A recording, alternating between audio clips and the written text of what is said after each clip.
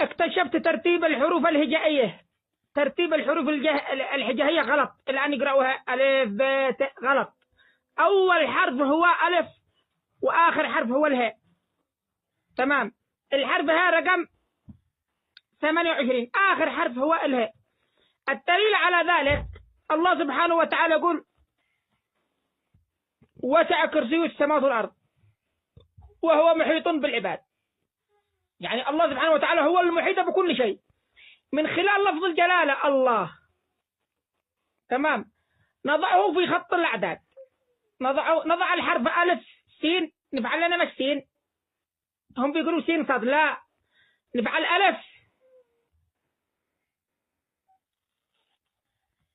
تمام. ونفعل خط هكذا، خط طول وعرض. نفعل ألف لام هاء موجب. تمام. ورجع نفعل لام نازل. أعرض لكم الآن. طيب الألف هنا من خلال الحروف الهجائية ألف، ما عدتش بعد حرف الألف كل شيء. شوف هذا هو الترتيب. ترتيب خط الأعداد. شوف ترتيب خط الأعداد ألف ألف لام هاء.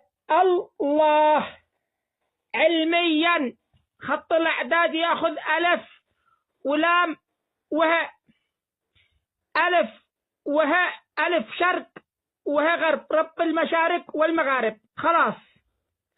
ولام لام شمال جنوب. وجميع الحروف تكون ما بين الألف واللام والهاء كلها. أنا أريد أن أحسب أي اسم كان في الكون أمثله على خط الأعداد. مثلا اسم محمد. أنا عندما أبحث على هذه القاعدة الذي وضعتها، على القاعدة الذي علم الله بها أبونا آدم عليه السلام، هذه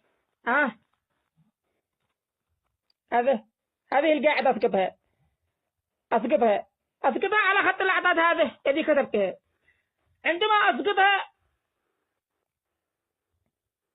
محمد يطلع لي محمد على خط الأعداد عن مكة المكرمة. من هو محمد في الجزائر، ومن هو محمد في المغرب، ومن هو محمد في اليمن، ومن هو محمد في أمريكا، ومن هو محمد في فرنسا، ومن هو محمد في بريطانيا. يطلع لي على خط الأعداد مثله. الحروف التي تحيط بكل شيء 3 حروف، ألف ولام وهاء من لفظ الجلالة الله، وكل الحروف فيما بينها.